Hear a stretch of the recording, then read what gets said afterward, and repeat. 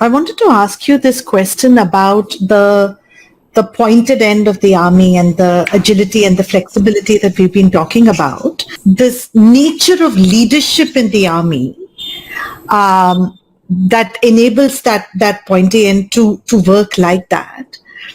There is so much of walking the talk in the army, right? So if I am, and I'm commanding a small unit, when I ask my team to do something, there is this implicit trust and complete knowledge and comfort that the commanding officer has done what he or she is asking me to do. How much do you think that kind of leadership is necessary for the team to sort of work? And is that something that corporations and organizations need to start thinking about? Because often the direction comes from places and people who have not actually walked the walk, right? And so this disconnect is often felt. What is your sense of that? There are four kinds of leaders. The lowermost one doesn't work. That's typically authoritative, brutally authoritative, which means punishment is the reason to work.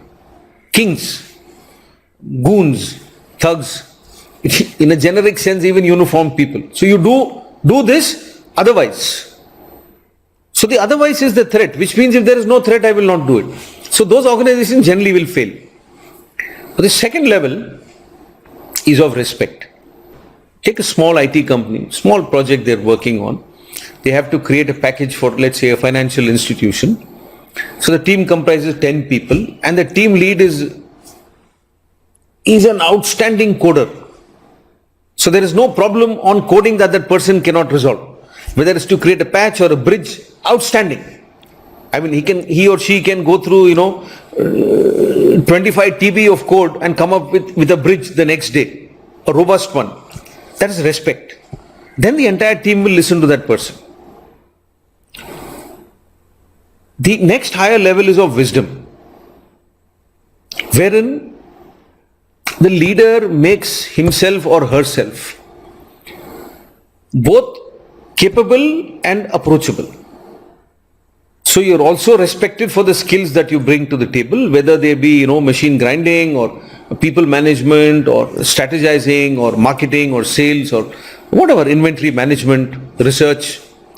But you also bring alongside a great wisdom of things outside of the specialization. How many leaders in private companies are actually involved with the personal financial health of the teams they work with? I understand that, the individuals may also deem it very intrusive, but in the army we are family. So I'll give you an example. The other day we had in one of our teams an officer who's had a little problem in the shoulder and it's a neurological problem. So he told somebody told somebody, and we were having tea one afternoon and, somebody told me that guy's got a problem. So we rang up a friend of ours and, instantly got him referred there for a treatment. These are normal occurrences. And in many ways, it's a leadership function. It is expected of leaders to be able to do this. After all, leaders need not be doers. In fact, if a leader is a doer, it becomes a problem. A leader has to be somebody who can get the deliverable accomplished at least cost, keeping everybody happy. That's also cost.